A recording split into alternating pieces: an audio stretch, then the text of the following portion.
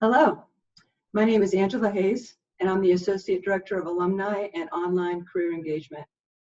Today we'll be talking about building resilience and grit in uncertain times. We'll be spending about 30 to 35 minutes on the material, and then I'll take questions. I'll also be recording this for those who want to access the content later. It'll be posted on our YouTube channel on the Alumni Association Career Services webpage. I'll also be sending the PowerPoint to those who attended this live webinar later today.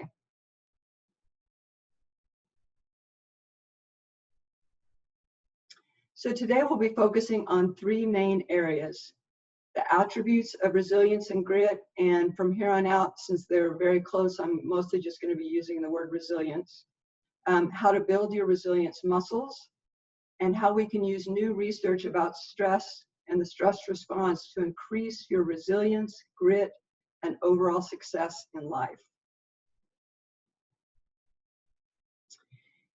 So resilience is the ability to deal with high levels of challenge while maintaining or regaining high levels of effectiveness and well-being. Grit is mental toughness. It's defined as a high level of persistence and effort to overcome obstacles. Usually it's a combination of passion for a long-term goal and motivation to achieve it. Gritty people keep going in spite of setbacks. The more effectively you can deal with and eventually bounce back from small and significant challenges, the more you can focus on living the life you really want. Now, resilience isn't something that a person either has or they don't have. It's the result of a combination of actions that you take before, during, and after you face challenges. It can be developed by understanding and practicing new skills while dealing with adversity. So today we'll be talking about the skills and strategies that you can build to become even more resilient. If you've experienced adversity in your past, you're already ahead of the game, because research shows that those who faced real difficulties in their lives show more effective responses to challenging events later on. One of the exciting findings in the research on resilience is that facing challenges effectively will actually rewire and restructure the brain to deal with adversity even better in the future. It's not that we want to get that much practice in dealing with adversity, but know that each time you do, you're strengthening pathways in your brain to deal more effectively and bounce back more quickly in the future. So next we'll talk about using micro challenges to build your resilience muscles, and then we'll move on to the resilience muscles themselves. So dealing with challenges well has a great effect on your well-being, and the way you deal with small challenges is an excellent predictor of how well you'll deal with bigger challenges. Finally, most big challenges are really just a bunch of small challenges mashed together. People can have vastly different responses to the same incident or what they see as a challenge. In fact, one person might not see it as a challenge at all, while another might see it as a tremendous challenge. Another person might not even notice that it happened. Later, we'll be talking about this further when we talk about the importance of mindset, and that's when we'll be talking about stress and how the research has been wrong about stress. For now, let's think about how two different people might react getting cut off in traffic. One might honk their horn, race after the driver that just cut them off, yell at them through the window even though the other person can't hear them. So they might use a gesture to communicate their meaning loud and clear. They might be angry about it for hours afterwards, recounting the story to several other people, and in general feel like that other person ruined their day. So is that true? In the chat box, so you'll see where you can set up the chat box. Tell me, is it true? Is that other person responsible for ruining their day by cutting them off?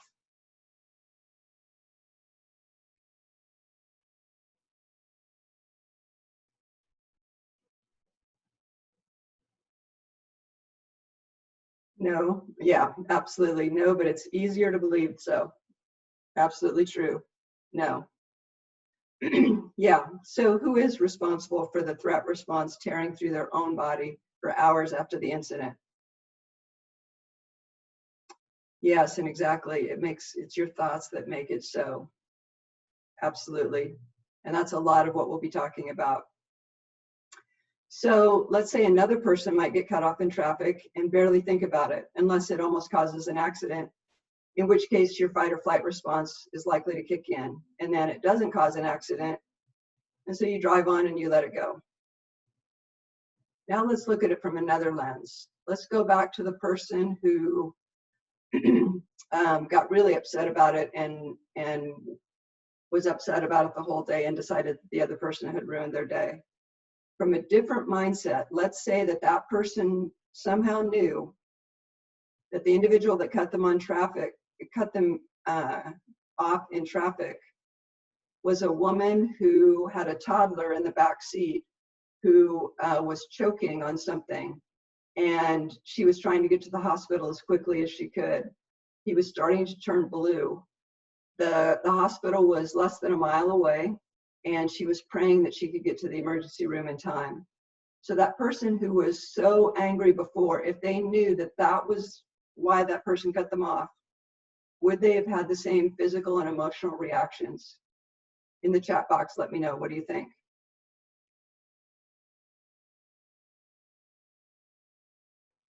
No.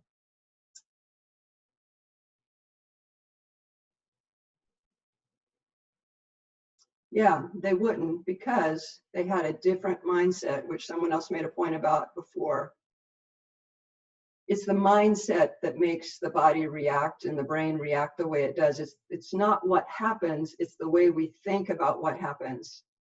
A plus B doesn't equal C, or A doesn't equal C. Something happens and the reaction is inevitable. It's A plus B. B is what we think about it that causes whatever our reaction is. So mindset is everything. Keep that example in mind, because we're going to come back to it later when we talk about the monumental importance of mindset and how you become more resilient. So these are additional ways to build resilience and grit. Although it can sound silly to reframe something that's clearly negative or appears negative as something that's positive or an exciting challenge, research backs up its effectiveness.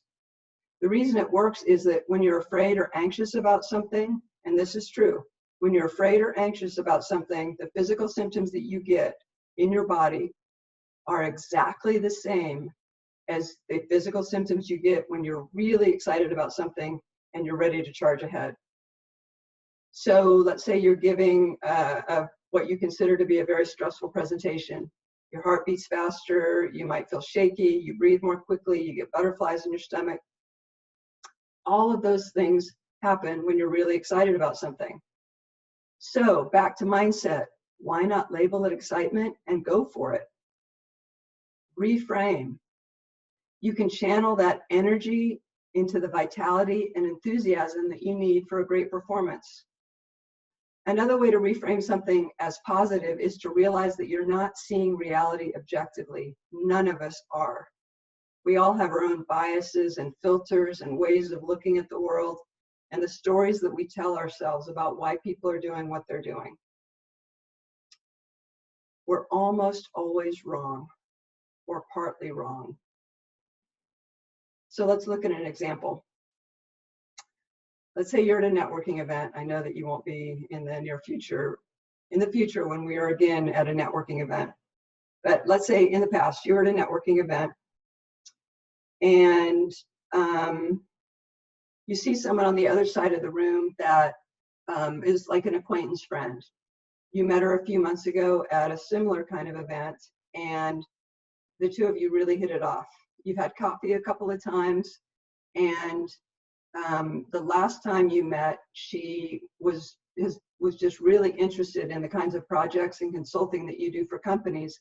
And she felt sure that her supervisor, the CEO, would be really excited to have you come in and do a similar project for their organization. You're very excited about it. So she asked you to submit the proposal last week, which you did, and she told you that she would call you on Monday. So the following week, which is this week, she'd call you on Monday to let you know what he wanted to do and what he said. It's now Friday. You're at that networking event. She did not call you on Monday or Tuesday, Wednesday, or Thursday. So you see her at the networking event across the room. She's looking in your direction. So you smile, wave, and you start to move toward her. She frowns, turns away from you, and then puts her hand up to say something to the woman standing next to her. Then the both of them turn and look vaguely in your direction and turn their backs on you again. Okay, so in the chat box, tell me, what is it that's happening here? What would be your first thoughts about what's happening?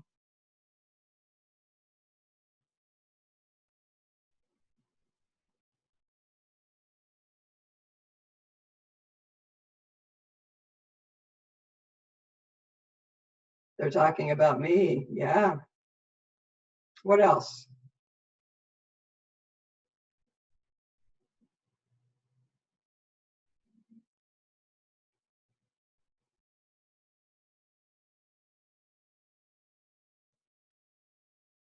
Do we think her boss probably hated your proposal and that's why she didn't get back to you?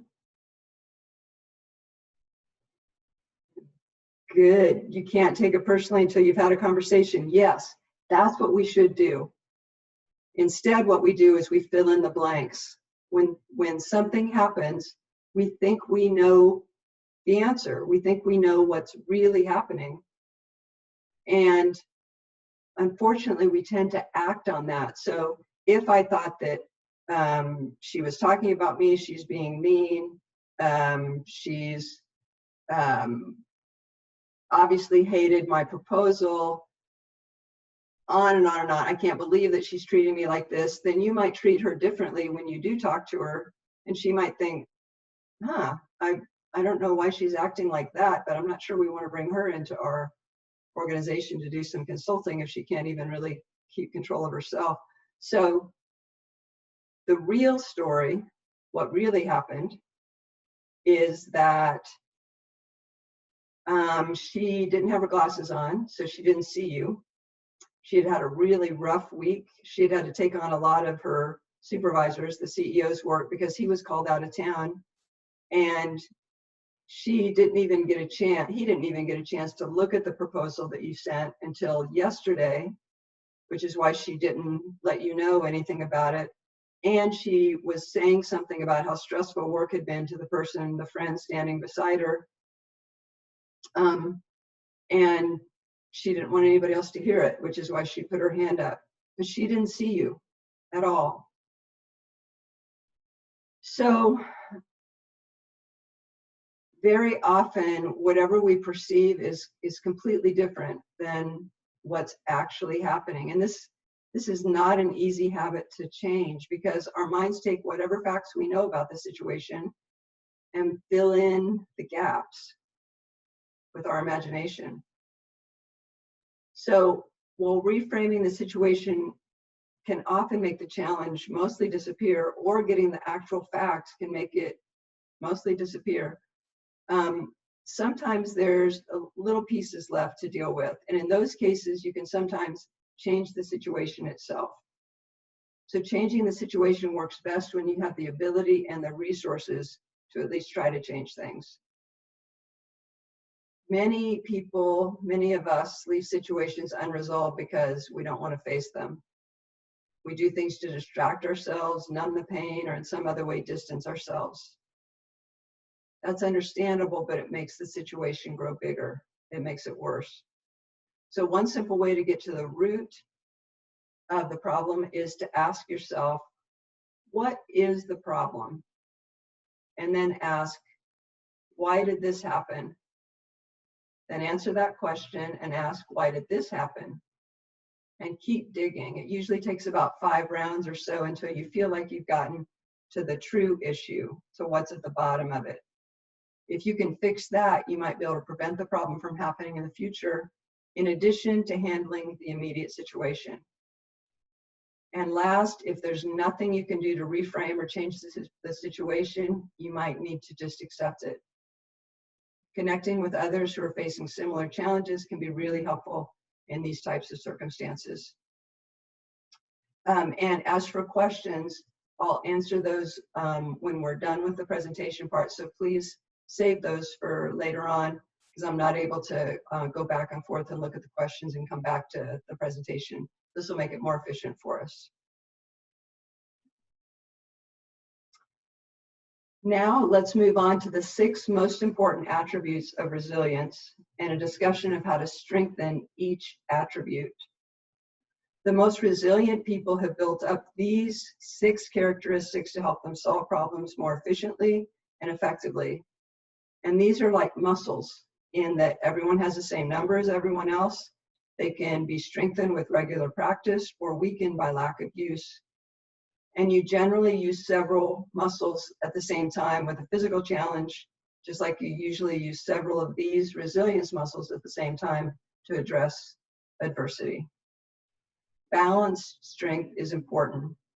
You need to keep all your muscles strong to be able to use the right ones when you need them. Your resilience muscles call on mental, emotional, physical, and spiritual energy.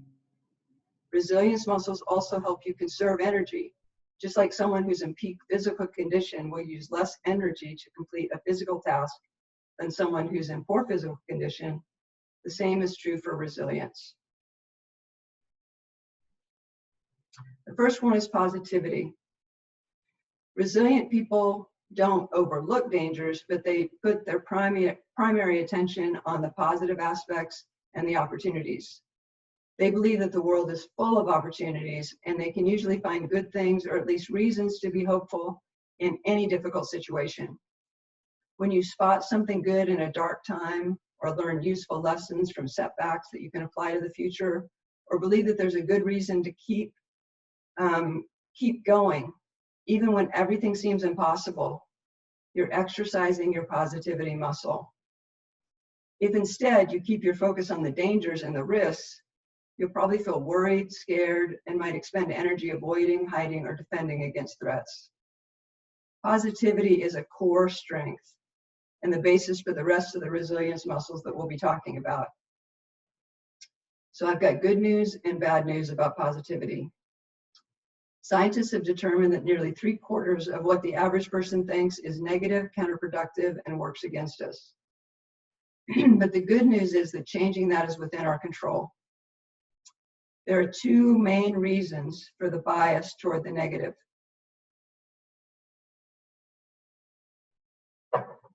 One is that we've evolved that way.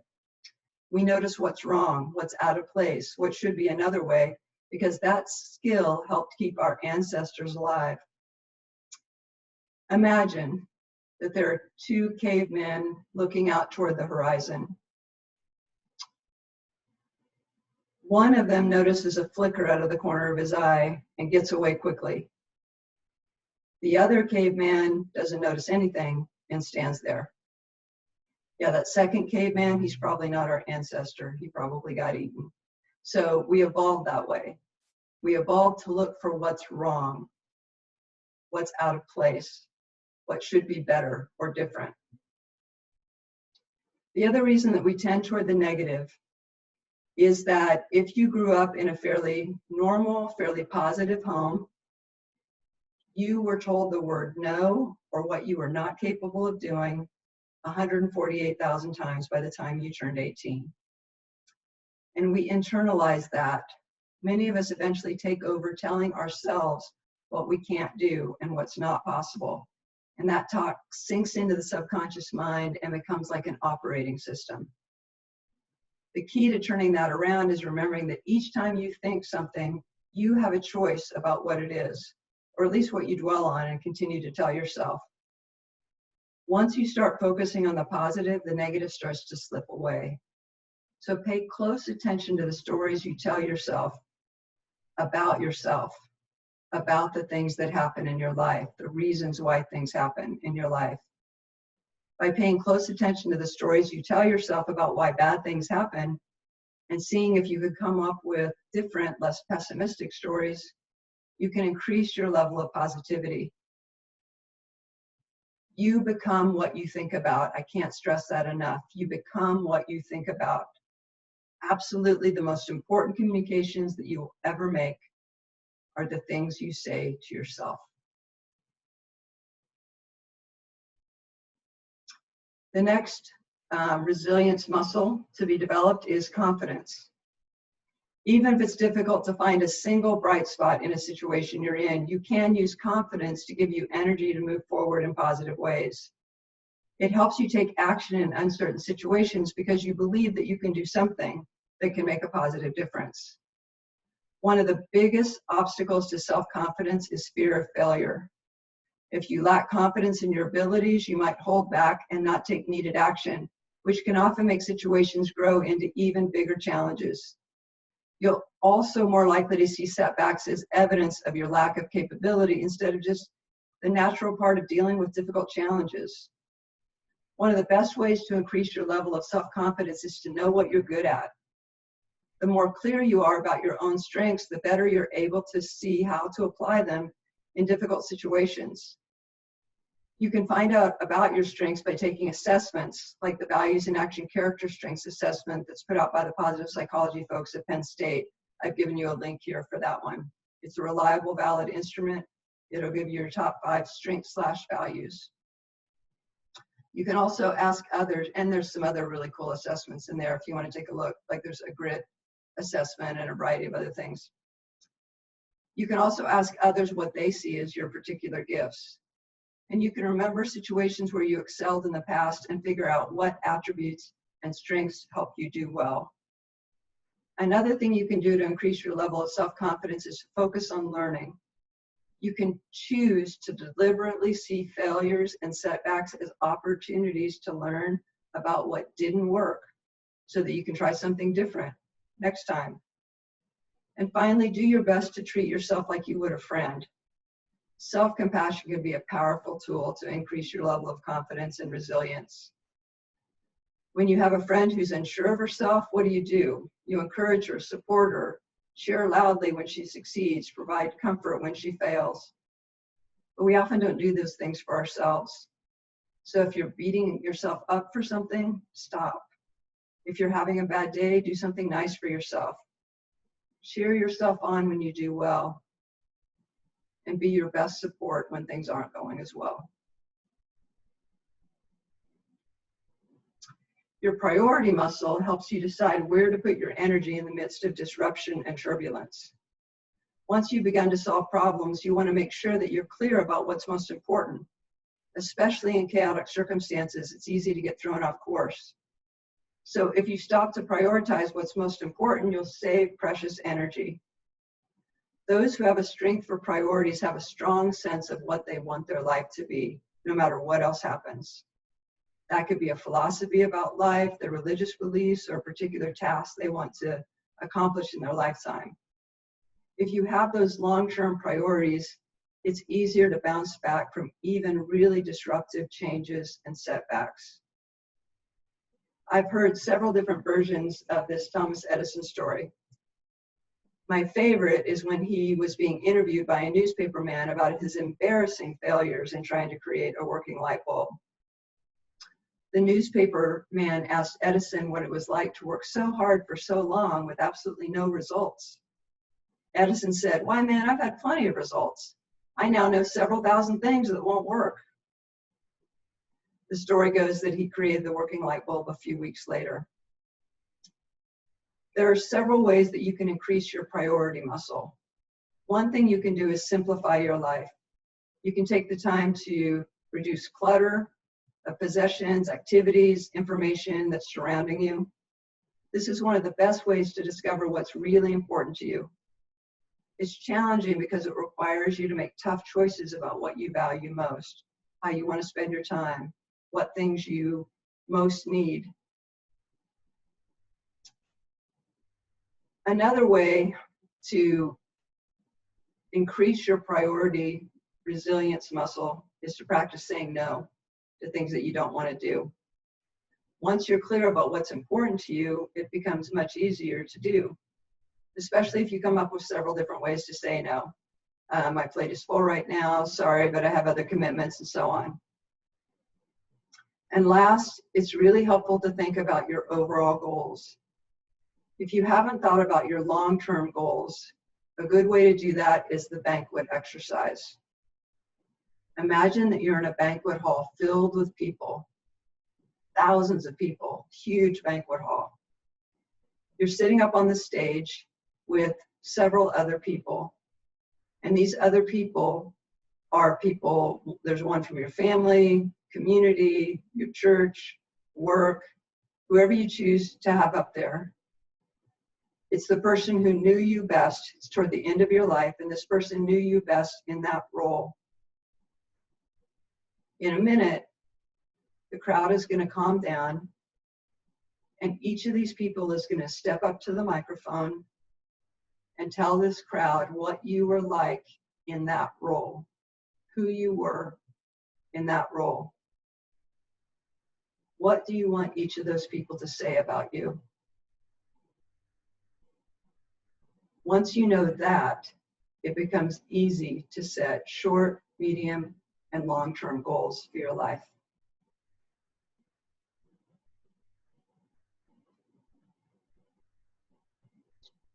Your creativity resilience muscle. Once you've engaged your positive energy in a confident manner and gotten clear about your priorities, the next step is to figure out your options and strategies. You exercise your creativity muscle when you work with new and complex ideas, open yourself up to other perspectives, and generate multiple solutions to dealing with challenges. This is very important when brainstorming ideas. The more possibilities you can come up with for how to deal with a situation, the more likely that one of those ideas will help you effectively deal with the challenge. Those who haven't strengthened their creativity muscle will often get stuck trying the same thing over and over again, usually with more gusto each time, or invest all their energy in one course of action rather than keeping some options open. To build this muscle, think yes and. Something that kills creativity quickly is to assume that there's only one right answer to a given problem. If you're trying to work something out with others, one sign that you've fallen into this rut is if you use the word but. This is another way of saying, my way is right, your way is wrong. Creativity thrives on saying yes and. Then you can build on each other's ideas. Another way to quickly come up with a wide range of ideas, including some that sound really out there, is to just generate as many things as you can think of in a really short amount of time with no judgment whatsoever. If you start evaluating in the middle of brainstorming, you risk limiting what you and others are thinking as possibilities to solve whatever the issue is. So instead of saying, no, that won't work, practice saying, what if that could work? What would that take?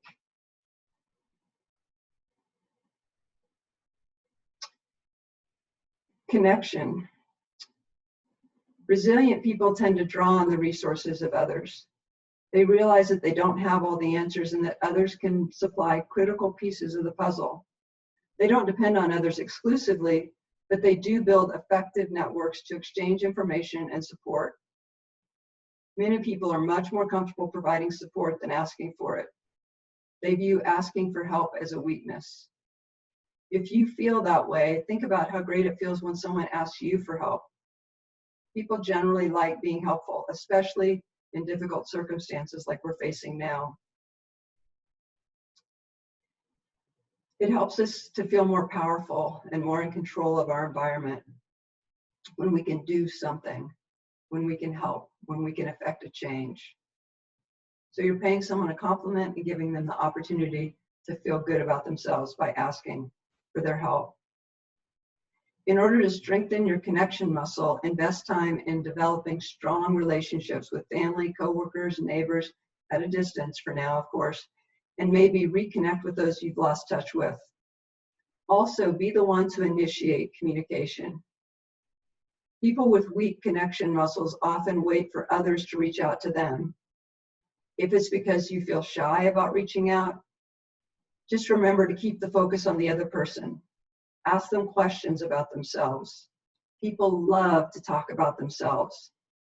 After an interaction where you have barely spoken and spent all the time asking the other person questions about themselves, I guarantee you that they will think to themselves and they will tell others, wow, that was a really great conversation. when you barely said anything. It wasn't a conversation, but you made a strong connection by keeping that focus on them and allowing them to let you know who they are.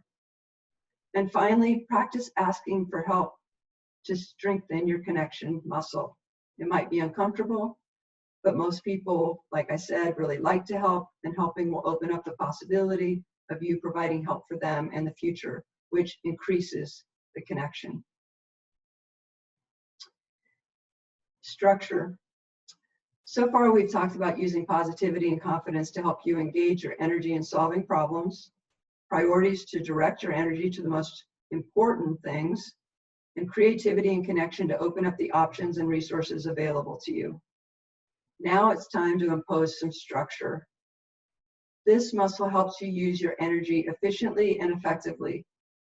People who have a strong structure muscle can see an underlying theme in chaotic situations, even when they're under a lot of stress. They can manage many different demands at the same time by creating systems and processes for dealing with the more predictable parts of a challenge, so that they have more energy to deal with the unpredictable parts. This is especially important if you're facing complex long-term problems, and especially if you don't know when those long-term problems are going to come to an end, like what we're facing now. To strengthen this muscle, find systems that work for you. You can create your own or look for examples that others have created. The important thing is to make sure the system really works for you. Otherwise, you'll try it for a couple days and then abandon it. And finally, recognize that we all have a limited supply of motivation and self-discipline. Every time you have to remember to do something, it takes energy. So well-chosen habits that you build into your regular routine make positive behaviors much easier to do. Pick a few things that you do in your regular routine. Morning is usually best because that's when most people have the most reliable routines. And then use them as anchors to new behaviors and habits. And start with small habits that you can build on. If you start small, you're much more likely to perform the habit or the action that you want to turn into a habit. And if you routinely do them, they become habits, and then you can easily add to them. For example, each time I go into the kitchen to get more tea, I do 2 sets of 12 of my shoulder exercises because I had rotator cuff surgery in January. I started out by doing 1 set of 2 and then built from there. Now it's just a habit that I don't think about. T means shoulder exercises. Just as you would need balance among your muscle groups to deal with a physical challenge, you need balance among your resilience muscles. If you overdevelop and overuse creativity, for example, and you have underdeveloped muscles in priorities and structure, you risk not getting much done or getting things done and finding out that they weren't the most important things to get done. If you overuse positivity, you might find yourself avoiding conflict and accepting things that you should be challenging. If you have too much confidence in your ideas and ways of doing things, you might not listen to the perspectives of others. And too much connection without enough confidence can lead you to waiting for others to tell you what to do, make decisions for you. So in addition to further developing the resilience muscles that are already strong, make sure to work out the ones that aren't as strong on a regular basis so that you'll be able to use whichever muscles are best in a given situation instead of just the ones that are the strongest. For the last part of our discussion, I want to talk to you about the role of our mindset about stress. So we talked about mindset before. Now we're going to talk about it specifically as it relates to stress and how that affects our resilience and grit during difficult times. Because what we've been taught about stress and its negative effects is wrong. I wish I could take back a couple of decades of teaching the wrong things about stress, but the new research is definitive. We've been looking at it wrong, we've been teaching it wrong, and we need to change that quickly because it greatly affects the population. So before we talk about the research on the the recent research on the effects of stress that's been replicated over and over again in all kinds of settings. Let me give you a little background about how we started down this wrong road and how we think about stress. The first experiment on stress was conducted in 1936. It started out as a different experiment, looking at the effects of injecting rats with a certain hormone that came from cows. So many bad things happened to these rats that the scientists decided eventually, it took a long time, he decided eventually that it was the injections themselves that were causing what he termed now as stress and negative outcomes for the rats. You don't want to know the countless ways that the scientists tested out his theory of what happens when you put rats under extreme stress. So this scientist had previously been a physician, and watching these rats break down reminded him of all the patients that he had seen over the years that seemed so worn out and run down that they couldn't fight whatever disease they had. He decided that it was the cumulative wear and tear of a stressful life that made his patients sick and die prematurely. He chose to define stress as the response of the body to any demand made on the body or mind, anything that required action or adaptation. And that's where we started to go really wrong, because by defining it that way and making the leap from what happens when you torture rats to what happens when a human is mildly inconvenienced, it set the stage for our modern terror about stress. He devoted the rest of his career to teaching other doctors and scientists about stress. He toured the world talking about it. He became known as the grandfather of stress and was nominated for the Nobel Prize 10 times. What he gave the world was the idea that stress was toxic. And he wasn't completely wrong. If you do to humans what you do to those rats, then yes, the body will likely pay a heavy price. But he defined stress so broadly that it included practically everything that can happen to a person. His legacy lives on in all sorts of research which relies heavily on animal rather than human subjects. Most of what you hear about the harmful effects of stress come from research on lab rats, where those lab rats are being put through conditions that most humans will never, ever face. Thank heavens. So, the new research. In 2005, the World Gallup poll went to 121 countries and asked people, did you experience a great deal of stress yesterday? Then they computed a stress index, which is the percentage of people in any country that said, yes, I had a great deal of stress yesterday. Recently, a group of psychologists took that data and asked the question, does the stress index of a country correlate with other measures of well-being, like life expectancy, GDP of the country, life satisfaction, overall happiness? And they did, but the results were the exact opposite of what the researchers expected. They found that the higher the stress index, the higher the life expectancy, GDP, life satisfaction, and level of overall happiness. They found that stress is better for public health, the economy, and basically everything else. The researchers then looked at other things that correlated with people's stress and found that people who reported having had a very stressful day the day before were also more likely to have felt anger, sadness, worry, but also they had feelings of a great deal of joy. They laughed a lot, they felt a lot of love, and they learned something interesting that day. So the stress paradox is that although we might wish we had less stress, more stress is connected to things that bring laughter, joy, love, and meaning to life. And meaning is a good way to think about stress. Scientists have now studied what the best predictor of meaning is in a person's life. This experiment has been done many, many times in a variety of different settings, and the best predictor of meaning in life is always the presence of stress. If you look back at the level of adversity in a person's life, that predicts that they had a meaningful life.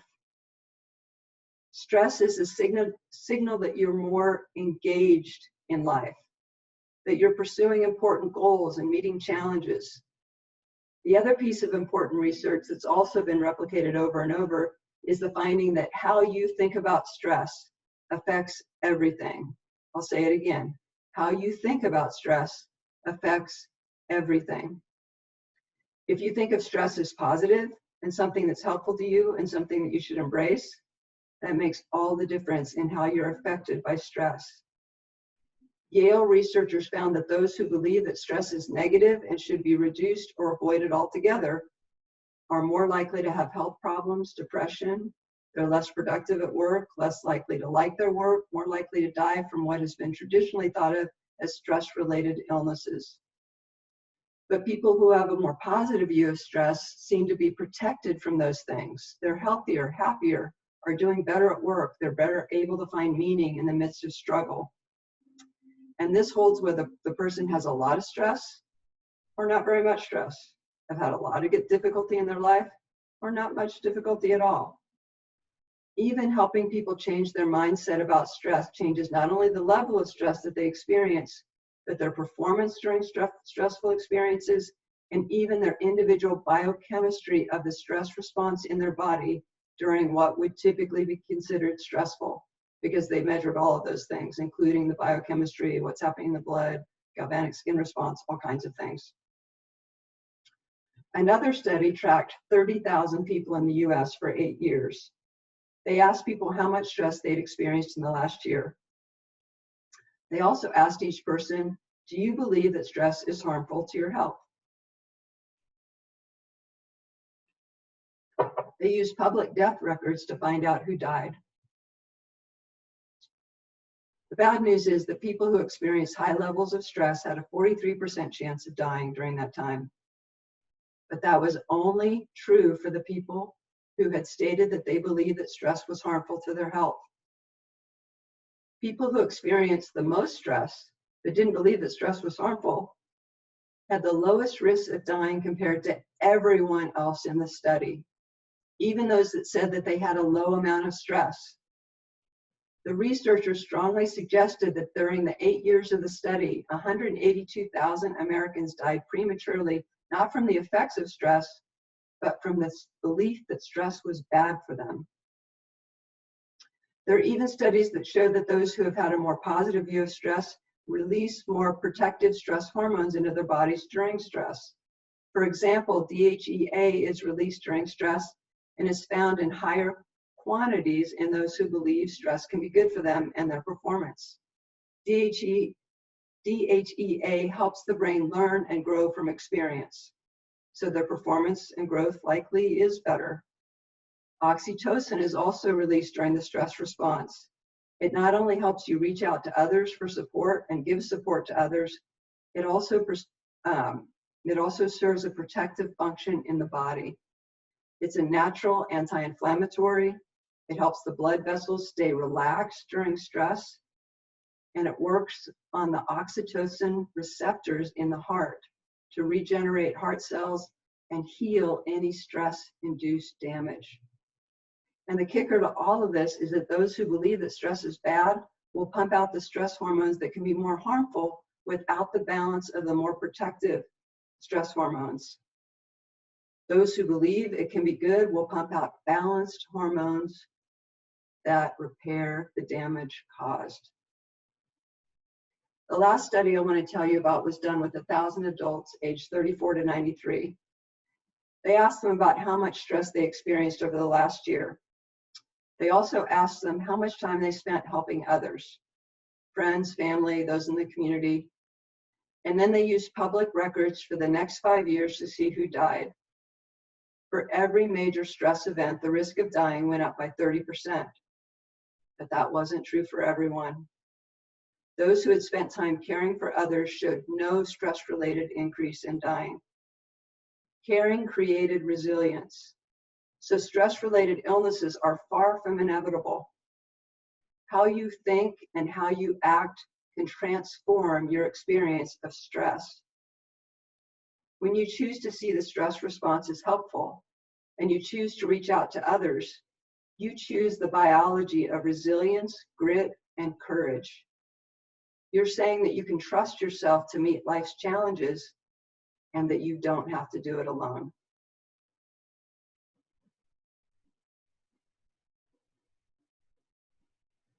So if you'd like to contact me individually, you'll find my contact information here. And again, I'll be sending these PowerPoints to you. And now let's see if you have questions. And I'm just looking at one of them that came in while I was talking. Does our society and our work organizations expect us to make assumptions? How to know when to make an assumption versus when to keep an open mind? Let's see, that's a good question. I think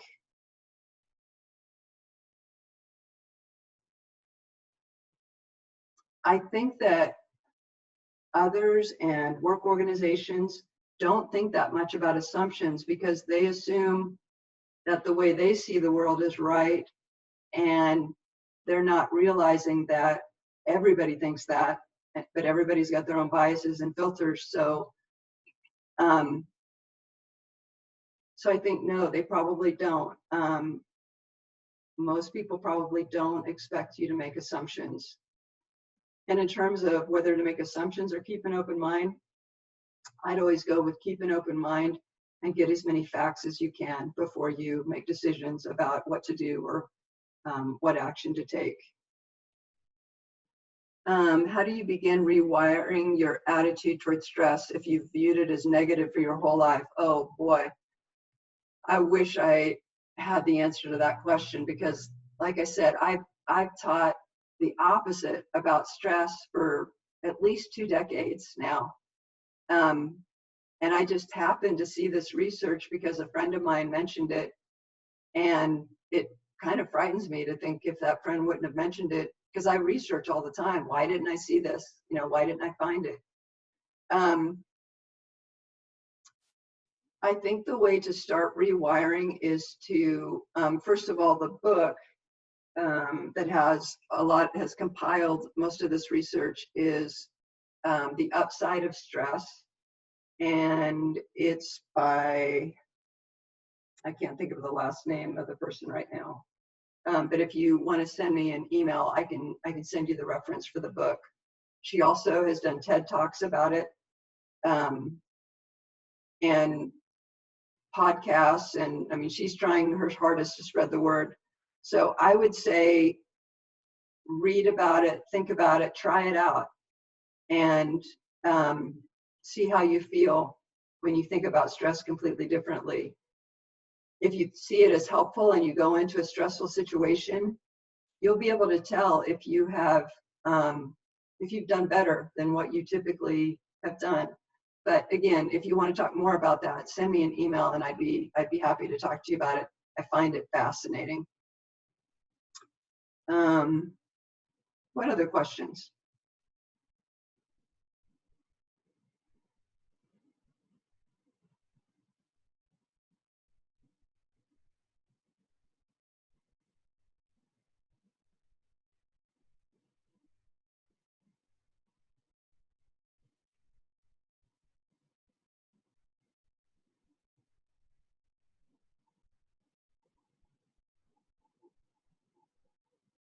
Let me ask you this. Of the resilience muscles that we talked about, so that's positivity, confidence, priorities, creativity, connection, and structure.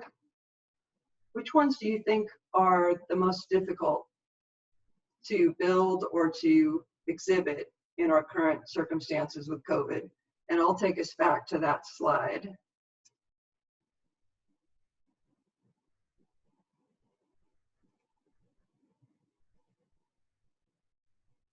So 6 most important resilience muscles. Which do you think are the most difficult during our current circumstances?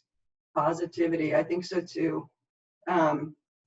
Especially because there's so many unknowns. We don't know how much longer this is going to last. We don't know what's going to happen.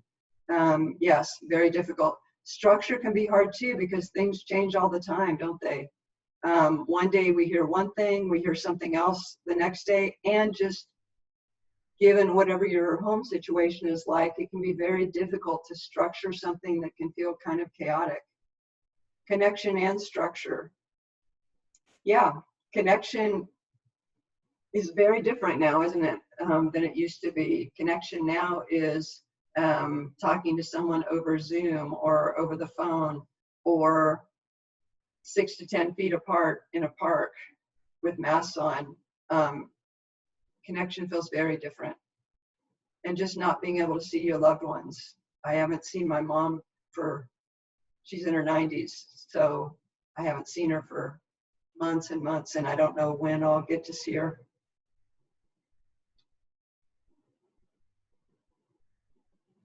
Anything else? It can be questions or comments.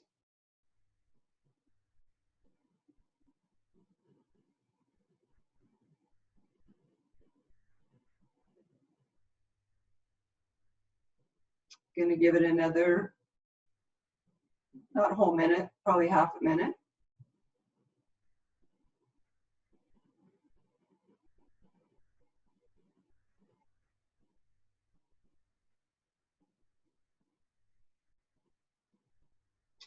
All right, well, thank you very much for joining me for this webinar today.